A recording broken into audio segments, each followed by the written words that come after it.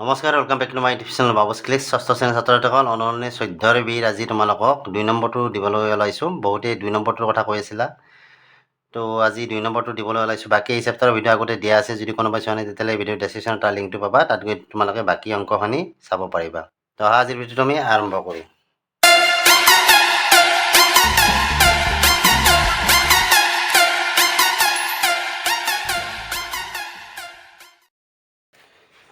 তো ইয়াত কি দিছে আমাক, কেৱল ৰুলাৰ আৰু কম্পাছৰ সহায়ত এ বি ৰেখাখণ্ডৰ এম বিন্দুত এডাল লম্ব অংকন কৰিব লাগে।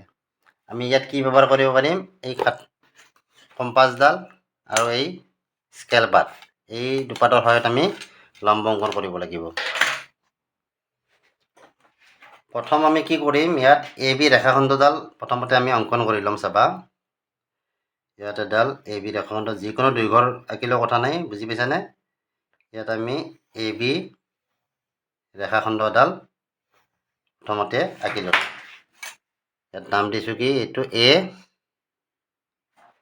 আৰু এইটো বি, আৰু ইয়াতে যিকোনো এটা বিন্দু এম, হয়নে? যিকোনো ঠাইত আমি এম এটা ধৰি লৈছোঁ, এম বিন্দু। এতিয়া আমি কি কৰিম চাবা, এম বিন্দুক কেন্দ্ৰ কৰি, এই এম বিন্দুক কেন্দ্ৰ কৰি আমি এটা বৃত্তচাপ অংকন কৰিম। এই এম বিন্দুক কেন্দ্ৰ কৰি আমি ইয়াত এটা, দেখা পাইছানে, এনেকৈ কম্পাছৰ সহায়ত এটা বৃত্তচাপ অংকন কৰিলোঁ। এতিয়া চাবা, এই বৃত্তচাপ দুটা যে অংকন কৰিছোঁ, এই বৃত্তচাপ দুটাই কি কৰিছে, এ বি ৰেখাখণ্ডক ধৰা পি আৰু কিউ বিন্দুত কাটিছে। এতিয়া এই যে পি এম আছে, প্ৰথমতে আমি এই পিক কেন্দ্ৰ ধৰি পি এমৰ আধাতকৈ বেছি ধৰি আমি ব্যাসাৰ্ধ লৈছোঁ, লৈ কি কৰিছোঁ, ওপৰত এটা এনেকৈ চাপ অংকন কৰিছোঁ। সেই একেই আমি কিউক কেন্দ্ৰ ধৰি সেই একে ব্যাসাৰ্ধ লৈ আগৰ চাপক কটাকৈ আন এটা চাপ এটা অংকন কৰিলোঁ। এই চাপ দুটাই ধৰা আমাৰ এল বিন্দুত কাটিছে। এতিয়া এম আৰু এল আমি সংযোগ কৰি দিলোঁ, আৰু এই এল এম এ হৈছে এ বি ৰেখাখণ্ডৰ ওপৰত টানিবলগীয়া বা আঁকিবলগীয়া আমাৰ লম্ব।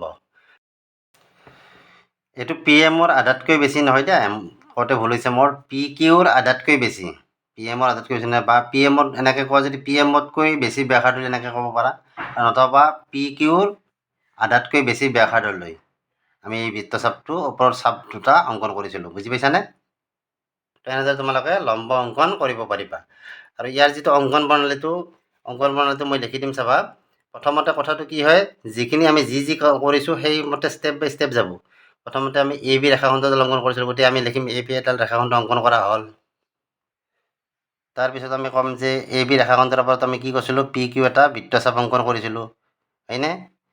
তাৰপিছত কি কৰিছোঁ, পি এমৰ আধাতকৈ বেছি ব্যাসাৰ্ধ লৈ আমি কি কৰিছোঁ, এটা ওপৰত চাপ অংকন কৰিছোঁ, আৰু সেই একেই ব্যাসাৰ্ধ লৈ আমি কিউক কেন্দ্ৰ ধৰি আগৰ চাপক কটাকৈ আন এটা চাপ অংকন কৰিছোঁ, আৰু এই চাপ দুটাই আমাৰ এল বিন্দুত কটাকটি কৰিছে, আৰু এম এল সংযোগ কৰি দিছোঁ, আৰু এইডালে হৈছে আমাৰ আঁকিবলগীয়া লম্ব।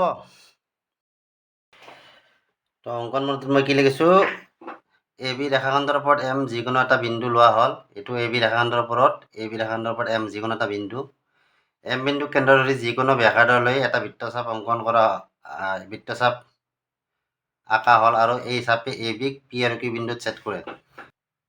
তো এম বিন্দুক কেন্দ্ৰ ধৰি আমি যিটো বৃত্তচাপ অংকন কৰিছিলোঁ, সেই বৃত্তচাপে কি কৰিছে, এ বি ৰেখাখণ্ডক পি আৰু কিউ বিন্দুত কাটিছে। পি আৰু কিউ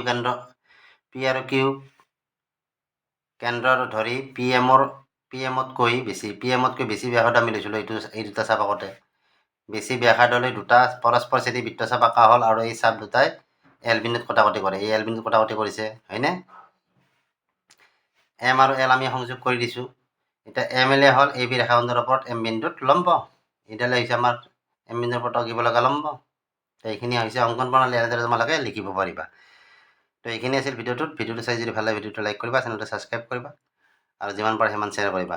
আৰু ইয়াৰ আগৰ এই চেপ্টাৰৰ ভিডিঅ' মই আগতে দিয়া আছে, যদি কোনোবাই চানে তেতিয়াহ'লে এই ভিডিঅ'ৰ ডেছক্ৰিপশ্যন তাৰ লিংকটো পাবা, তাত গৈ তোমালোকে বাকী অংকখিনি চাব পাৰিবা। তো আজিলৈকে বাই বাই, থেংক ইউ।